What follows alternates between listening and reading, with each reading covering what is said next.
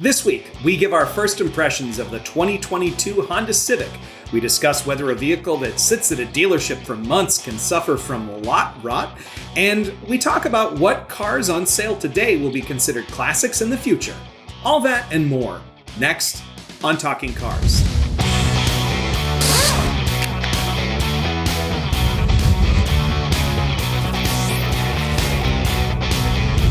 Hey, welcome back. I'm Keith Barry. I'm Mike Quincy. And I'm Jennifer Stockberger.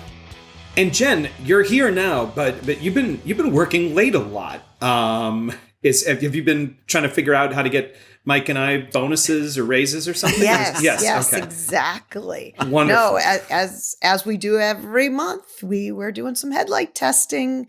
So just to give a quick rundown, we do this once a month because we follow the moon charts. We're looking for a dark, clear, moonless night. So I literally have my astrological moon chart I follow. Ooh. And we're doing the current test group. As we're running some video behind here, you can see we have this wonderful track with no ambient lighting. So it's truly black.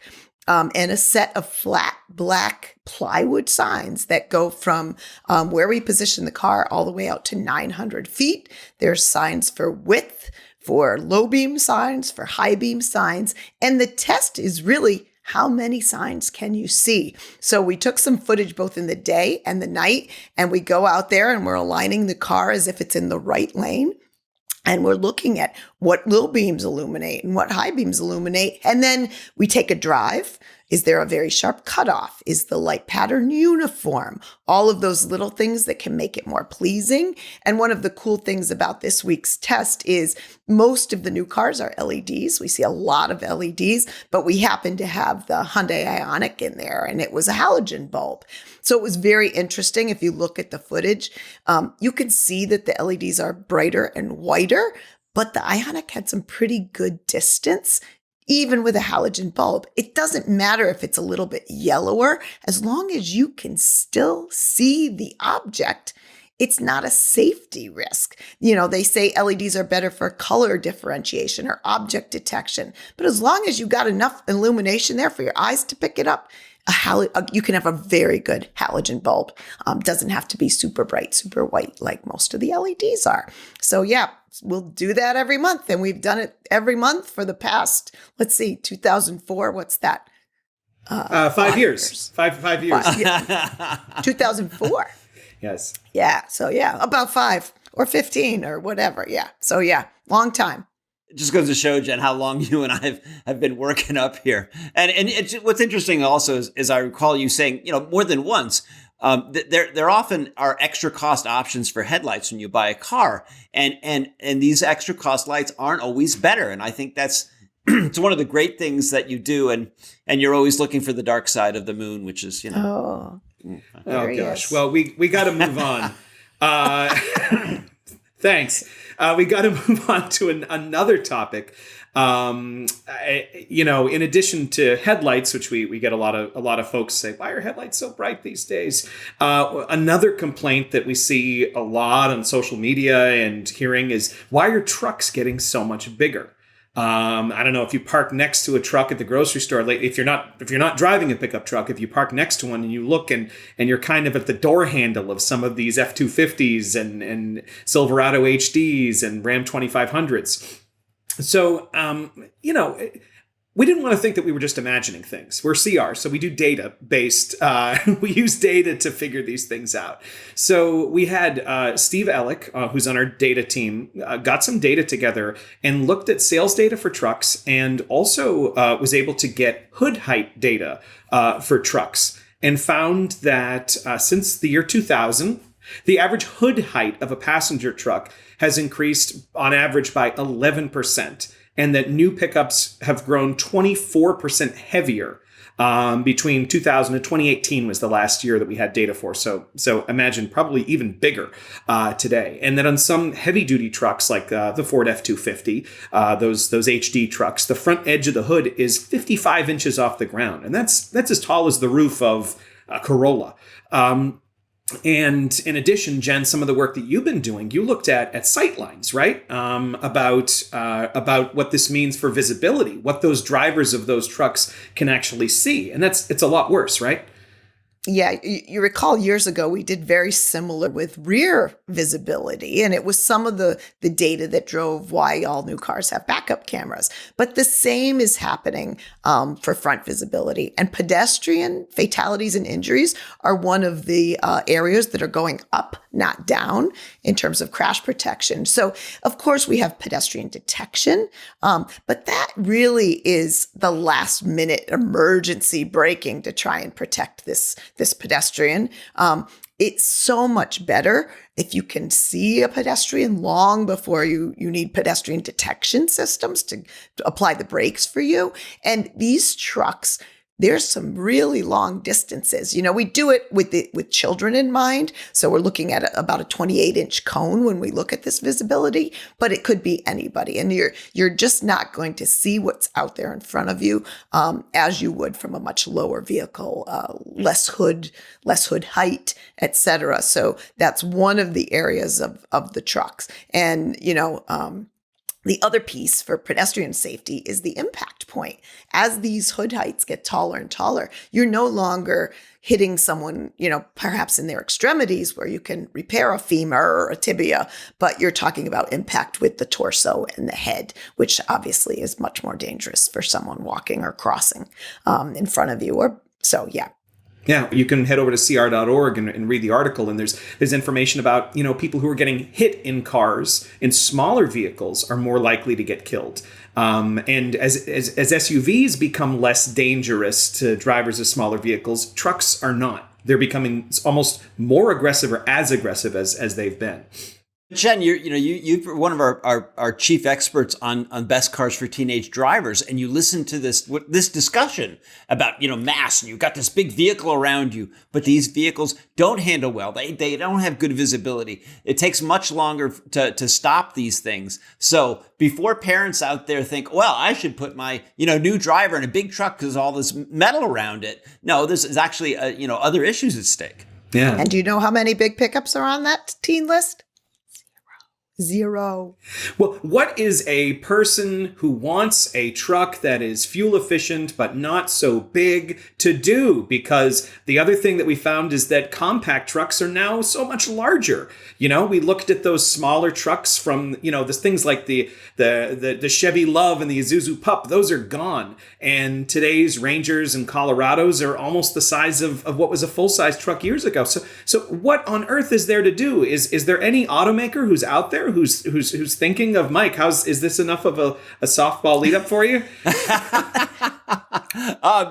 What's interesting is Ford is bringing back one of their old nameplates, but originally it was on kind of a ratty little car called the Maverick. But so the Maverick is coming out as a truck, and this is the new Maverick is kind of fitting the bill of a smaller pickup truck. It's about a foot shorter than the Ranger crew cab, and I think we're showing a great graphic right now that gives you an idea of putting the Maverick in perspective of how big it is compared to the Ranger and to the F-150.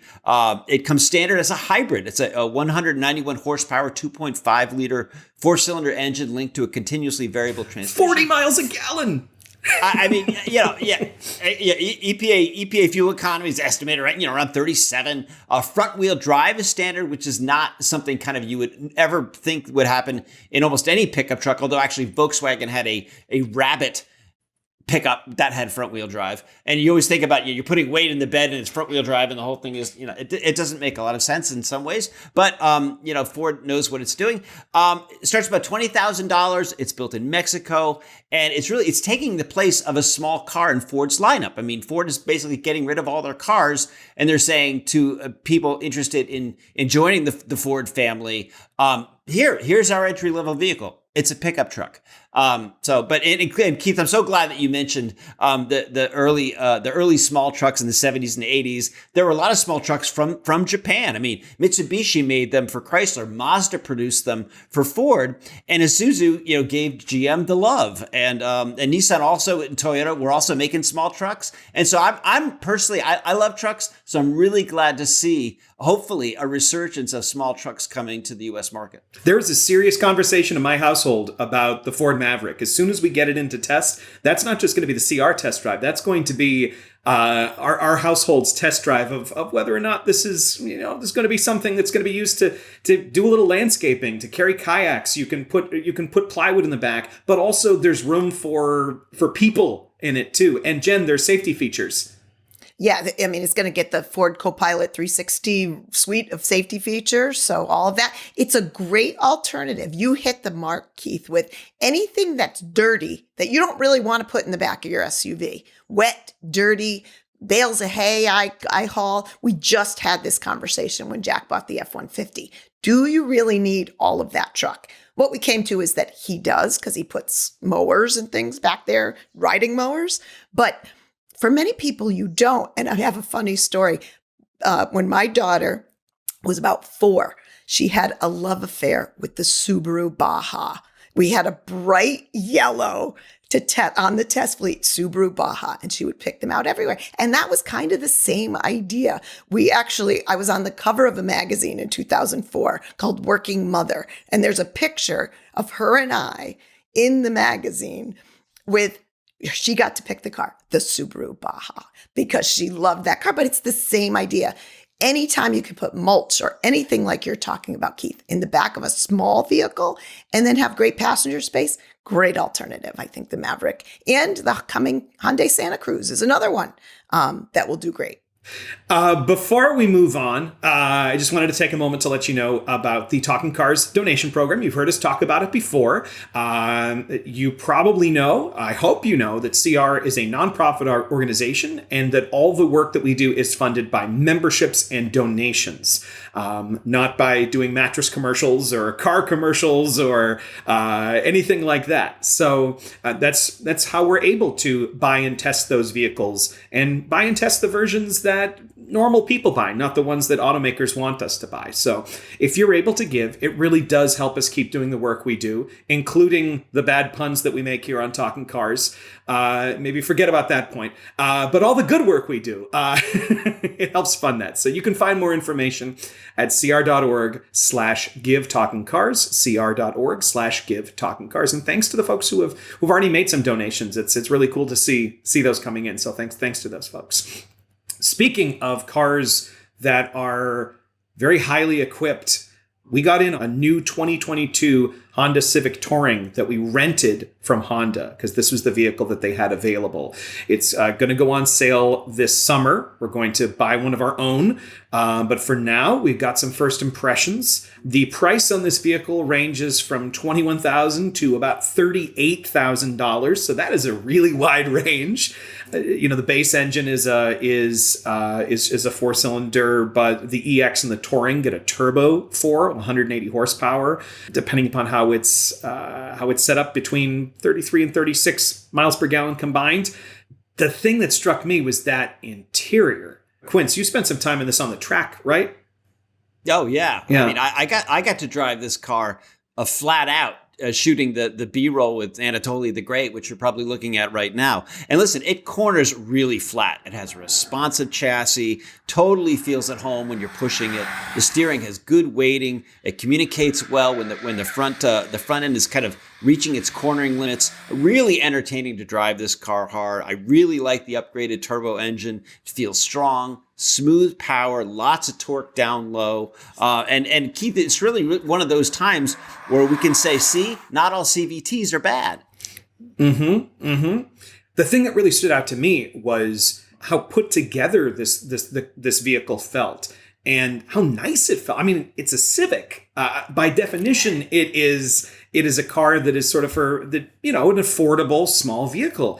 And this felt to me, the interior almost felt like an Audi from a few years ago. This honeycomb grates on the climate control vents, the seats, everything about the car just felt upscale. I don't know if all of them are going to feel like that. I'm sorry. What you said is, Civic has always been this really nice small vehicle, and I was just about to throw it to Jen. Civic isn't so small anymore now, is it? No, very comfortable. And I agree with everything you're saying. So I was not on the track, and I agree with you, Mike and Keith. Excellent powertrain. I mean, it'll be interesting whether the 2-liter non-turbo is as peppy feeling, but it was really impressive. It did feel much sportier than we've come to expect from the Civic. It just super smooth. The CVT is very well implemented. Now, a couple things. So sporty seats. It had some fairly significant bolstered seats. They fit my back well, but maybe I'm a little wider in the butt area. So that cushion bolster, I encourage people to sit in that. And one thing, this Touring had a 235/40/18 tire and wheel package on it. I thought the road noise was really, really loud. I don't know. Again, now in looking up, the Sport also gets to an 18-inch wheel package. So there's 16s on the LX, there's 17s on the EX, but there's an 18 on that Sport. Again, I think they're looking toward the sportier driver, and they'll be very happy. But that road noise is crazy. And it's not just on like the rougher chip seal type surfaces we have locally here. It didn't seem to matter once the road smoothed out. You still had a lot of like roar in that cabin. So something I really think Honda needs to look at. And then controls wise, very, very straightforward for the most part, traditional shifter. Some of the on-screen selection buttons, a little small for me. I like when they're larger so you don't have to look so closely at what you're navigating, but that too. And in looking at the specs, no 6-speed manual on the mainstream. I expect the SI and the R will perhaps have that, but no 6-speed anymore. So for you manual lovers, no 6-speed, all CVT. Another one bites the dust. Yes. It seems like it's going to be really interesting when we buy our own one of these. If it can kind of keep up the good things about the touring version we tested, or if it's a car that kind of feels like, oh, they can make it look nice, and they can do great things with it, but not for 21, 22, 23, 25 grand. Correct. If they can, so much the better, but that sort of remains to be seen. So yeah, and that's another great topic for talking cars is, we're talking about a vehicle and when a trim line really matters. So yeah, we rarely, when we buy our test Civic, we're not going to be getting the touring model. As you said, we're going to be getting something more. Well, I mean, it's just kind of how we roll. We talk to the manufacturers and we say, give us your estimate of what do you think is going to be the volume model, the volume engine and transmission combination. That's the one that we buy because we're trying to get the majority of the market. So in all likelihood, our tested Civic is not going to be as jazzy as this one. So, but we're going to be able to see, is it worth trading up, or you're going to be fine kind of with a middle of the road model. Yeah, really, really looking forward to it. And you can read the full first drive over at cr.org. There's a lot of information, a lot of photos, and you can see just this car. It's real interesting. Looking forward to it. Speaking of high trim lines of cars and cars that are sort of the mundane part of the landscape, we want to try something new here on Talking Cars and talk about what we think are going to be some modern classics. We've got these websites like Bring a Trailer. You've got things like Radwood and Oblivion and these car shows where people bring cars that, we were only testing just a few years ago, it seems, right? And all of a sudden, these cars are showing up at car shows. And, the Civic Si, that's one of those examples of a car that's probably, that's already collectible, the first versions of it. And maybe then this version Civic Si or the Civic R is going to be collectible in 20 years. But Jen, what do you think is a car that we have, that we've tested recently that is going to be at a car show that you're going to in 20 years? So this was a hard question. So let me just put that out because there's so many. It's not just age to me that makes it a classic. There's got to be something else, something niche that brings it back.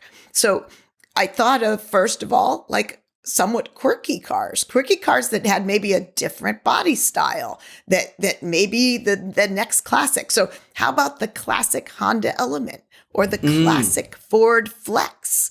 It's also got to have some robustness that lets it be around 25 years from now when it becomes classic in terms of age. So, you look back, there were some really quirky cars. Like I was looking like Plymouth Prowler. Would you call that a classic? Chevy HHR. Is that a classic? Just because it was so different. PT Cruiser. So PT Cruiser. There you go. No. There's some quirky cars out there. Man, Element, you're right on that. Juke. Yeah.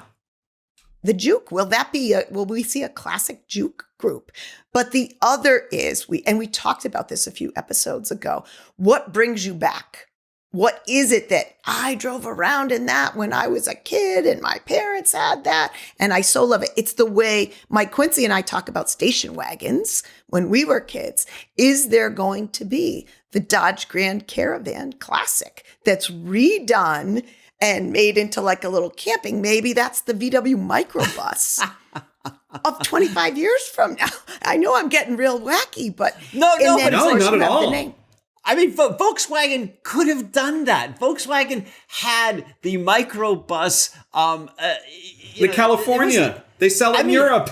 It's a thing. It's a collectible. These microbuses from the 60s and 70s. Some of them going for like $100,000. So Volkswagen could have said, we need to build on this, but no, they just we'll get Chrysler to build us a minivan for a couple of years and then forget it.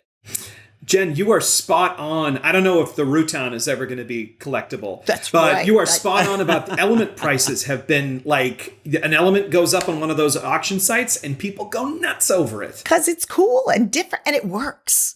And how about a Civic manual?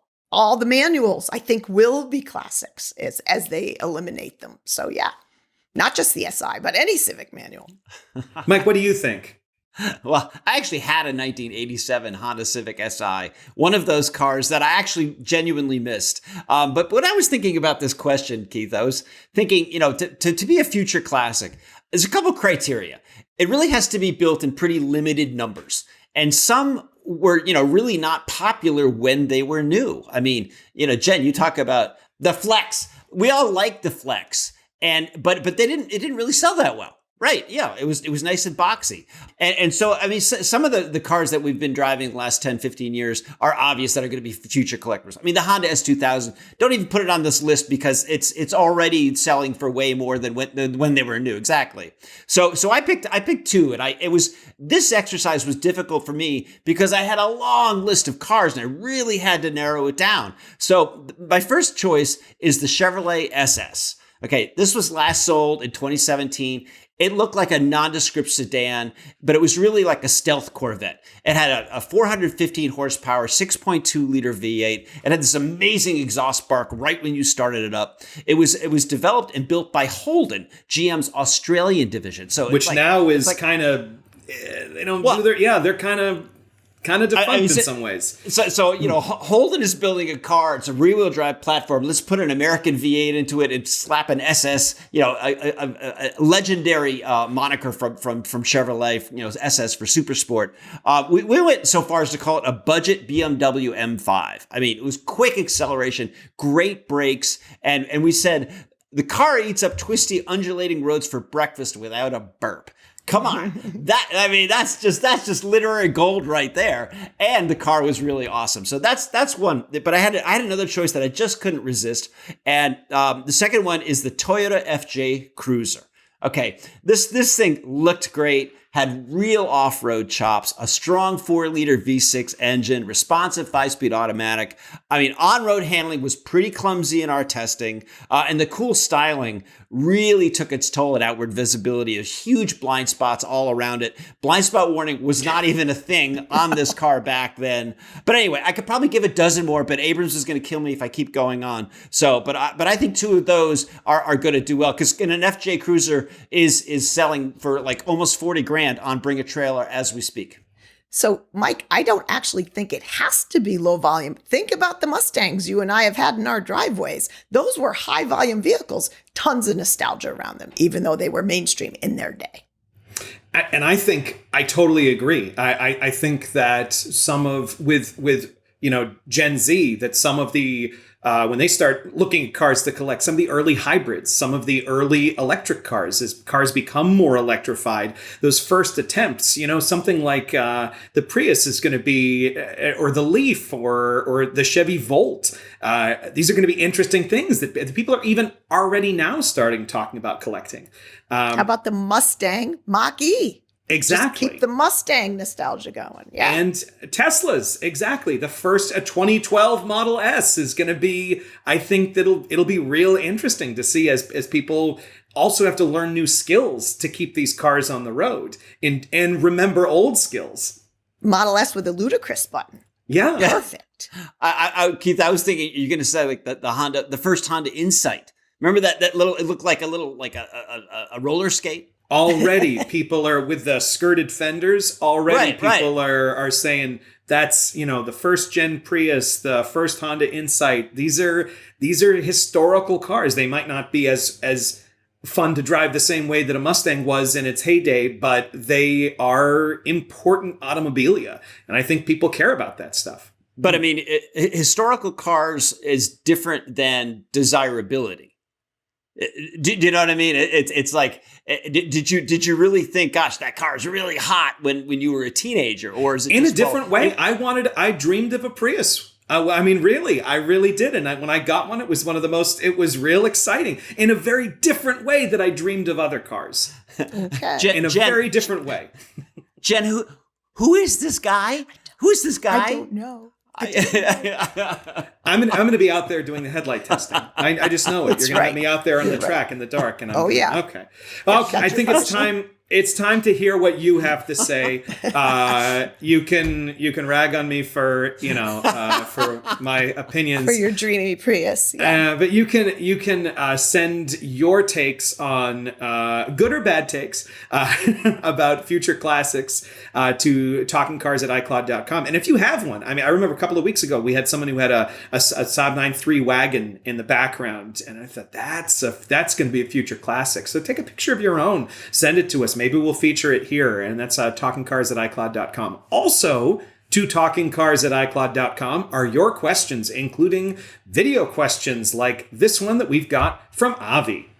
I change my oil here with my Fumoto valve approximately once every 3,000 miles in my Subaru Ascent. It is required at 3,000 miles if I am doing rough commuting or putting a lot of stress on my engine. Now, I actually drive about 4 miles each way as far as my commute goes, so my oil changes do take a while in order to get there. I just wanted to know whether doing my oil every 3,000 miles because of my short commute and not getting my temperature all the way up is reasonable, or should I actually do it by the manufacturer's recommended 6,000 miles for regular intervals? Thank you so much. Great show. Appreciate it. So first of all, Avi is not a sentient piece of metal. He was showing us a picture of, I don't think he is at least, was showing a valve on there that makes it easier to drain oil for a DIY oil change. We get a lot of questions about oil. It seems like people either don't even know that their car needs an oil change, or they really obsess over it.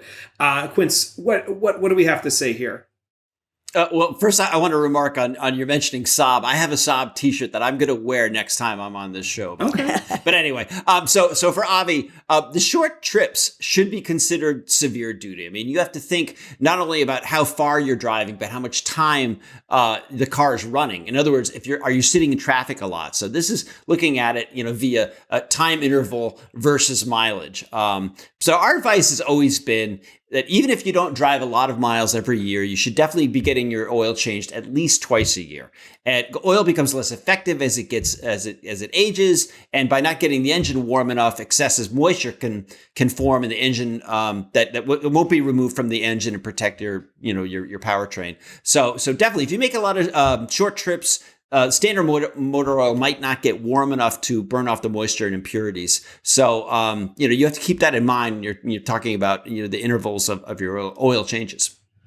Great tips. I want to add too for Avi, he may need, because he's doing short trips, you may need to make a point, Avi, of getting out there and just doing a couple of highway loops. Get that engine warmed up. It's not good to not get that, get some heat in there and just, you may intentionally just have to take a drive and do some highway driving. Marilyn has an interesting question with a hint of mystery to it. Marilyn says, I am in the market for a particular car. The only ones in my area that are available in the trim level I want have been sitting on the dealership lots for 6 months or longer. The months have been mild, but they have been exposed to the elements. Should I consider buying these cars, or is there a risk of lot rot? And that's a cool phrase to coin. Also, Marilyn, text us back. What on earth car is this that you are, this particular car in particular trim level? I really want to find out. Yes, Marilyn made us so curious. What was it? Yeah. Yeah, so I've actually bought a car that sat on a lot for, well, leased a car that sat on a lot for a long time, and that was my infamous XE diesel, which when I turned it in, it took an 8 months at the dealer to find a buyer for it, even during a historic used car, crisis. That still no one wanted this thing. So Marilyn, I've been in this boat where I wanted a particular car in a particular trim level, and to be perfectly honest, with this, the car that I bought had sat for about 8 or 9 months before I got it, and it had sat in a parking lot of a closed down shopping mall. It was exposed to the elements. It had water, snow, ice, everything on it, and they had to detail it pretty significantly when it showed up because birds, everything else. So, and you want to go over it with a fine-tooth comb before you pick it up. Make sure there's no rust on the rotors, on the brake rotors. That's a big thing. Just look in the wheels, and if you can see that those rotors have rust on them, they might even need to be replaced, even if they're brand new, because the car sat that long. Look for rust on the exterior of the car. It can happen even on a brand new car. Look for paint blotches or splotches or some damage to the clear coat from pine tree sap or bird droppings. I mean, this car, but Jen, she's like the only person I've heard of who's written into us who has said that the car is just sitting there waiting for her, right? Right. Right now, the market, it's just the opposite. We typically hear just the opposite, that cars, as people move toward independent transportation, that the market is hot, that they're actually paying more for sticker. So in this case, Marilyn, take that as an opportunity to negotiate. Say, I want you to go in there and say, hey, how much will you pay me to take this car off your hands and get it off your lot? Now, I see it's been sitting there for it's coming up on its birthday. It'd be a shame if it just if it became a year old. Yeah. See, I was thinking that Marilyn must be like shopping for a sedan because that's like one of the lower selling body styles these days. I mean, she's certainly not finding a Kia Telluride that's been sitting on a dealer's lot. Yeah, for more than about want 5 to know. minutes. Marilyn, please, if you're watching this, let us know. Just send us an email and let us know what you're buying and if you got it too. I'm really curious about this one. And if you get a good deal, Marilyn, if you do go get it, we want to know what kind of deal you got. Yeah. So just make sure that it's cleaned, make sure that it's taken care of, but it's not going to, 6 months isn't going to damage the car. It sometimes takes the cars that long to get to the United States, depending upon where it was made. So I wouldn't be tremendously worried. Mostly, exterior cosmetic stuff that the dealer's going to make sure that it's taken care of. So and one thing we didn't mention, it's still going to be under warranty. Yeah. I mean, it's a new car. Yeah. So good luck. And thanks for coining a new phrase for us. Next up is a question from Carl. Carl's auditioning to write some jokes for us, I think. So Carl says, I have an electrifying question, if I may. This might seem silly, but I don't call any of my plug-in battery-operated appliances, like a flashlight, vacuum driller, etc., electric. So if a car is just run by a ton of batteries, why do we call it an electric vehicle? Sure, you plug them into charge, but it's not really an electric motor that powers them. They're just run by a bunch of batteries. Okay, off my soapbox. Please provide an explanation I can live with. I'll be shocked if you can. I come on, Carl, I have my master's degree in dad humor, okay? Come on. I think you have a PhD. Well, hello. Yeah. Yes. You have a dad humor doctorate. No, this is a really good question. But Jen, we kind of technically do call them battery electric vehicles, right? So let me see if I can generate an answer that Carl will be happy with. So the truth is, the technical definition of electric is the flow of charge. So whether they're powered by a plug that you plug in, what we've come to know as electric, or if the charge is flowing from a battery, they're both still electric. And those motors that are running them are still electric. Even the electrical energy is measured in the same terms, watts, kilowatts. So it's actually kind of a misnomer to say even battery power. They're still electric. We have come to know electric, and we've come to assume electric is when you plug something in and that flow is directly coming from the socket in your house. But that's not really the case. Batteries take chemical energy and make them into electrical energy, and they are still electric. And you're seeing kind of a change in industry where they're actually qualifying. We're not just saying EVs. When you look at how they're writing standards and regulations, et cetera, they're using battery electric vehicles to help differentiate. You'll see BEVs instead of just EVs. So truth is, they are electric. Hopefully, Carl, you feel empowered to share this and you get a charge out of letting other people know. And if you buy a battery electric car, you have to listen to AC/DC the whole time. And if you do decide you need a recommendation to further your comedy career, we'll give you a plug. Peter is. I'm too young for this. Plug. That was good. I'm too young for this. Apparently, you aren't. Everyone's rubbing off on me here. This is so. You get points for plug. That was good. Okay. Peter says he's wondering if leaving his AC off saves me gas as opposed to running it. I've heard mixed things from different people, so I was wondering what you guys thought. And Quince, you had a video that you had a video that was iconic about this. It was like VH1, level. It was a classic. It was a classic, yeah. Don't sweat it. We've got your back. Here's some cool tips so you don't become a hot mess while you're driving home. First of all, don't run your car with the AC on until you're actually ready to go. Air conditioning works much better when you're driving, so don't waste your time or your gas. You guys are too kind. The super producer Dave Abrams actually let me wear a Hawaiian shirt, and it was sunglasses. It was one of the hottest days of the summer. I remember that. I was like, I got to get my lines right. And every time I messed up, we had to start over. And listen, I'm the coolest guy to answer this question, right? Air conditioning. Cool. Edit that out. All right. Okay, bye guys. So Peter, using air conditioning does consume gas. We actually looked into this and we tested this. But in mild weather, if you can get by without it, even if you open the windows, it will give incremental savings. I mean, depending how hot it is outside, the hotter it is, the harder your air conditioning is working, the lower your fuel economy will get. But if you're running your AC, you can expect a drop from about 1 to 4 miles per gallon, according to Consumer Reports. But keep in mind, having the AC running, it keeps you cool. It lowers the humidity. It keeps the cabin more pleasant. It helps you to stay as a more alert driver. So I don't think you're going to have anybody here that's going to say, oh yeah, it's the hottest day of the summer. Yeah, don't run your AC. No, run your AC. I mean, it's what it's there for. And that's some great advice, Quince. And if you want, we can recirculate that video. We'll post it up on cr.org. And you can check it out and learn more about everything that we talked about today. So if you have any questions, any bad puns, send them to talkingcars@icloud.com. We love video questions, but we love all questions. Marilyn, please tell us what kind of car you bought. And from all of us here at CR, thanks so much for talking cars with us. We'll see you again soon.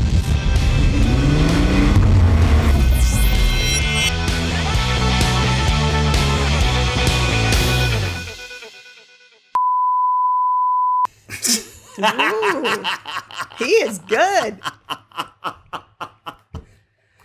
He's learning. I didn't know what was going to happen. I opened my mouth and I don't know what's going to happen. Fine question, if I may. I have to cough. Hang on one quick second. So sorry. Okay. No problem. Good advice. Good advice. Yeah. If you have any other questions, if you have any other, that's a horrible. I lost my mojo. I'm sorry. He lost his mojo for transitions. Yeah.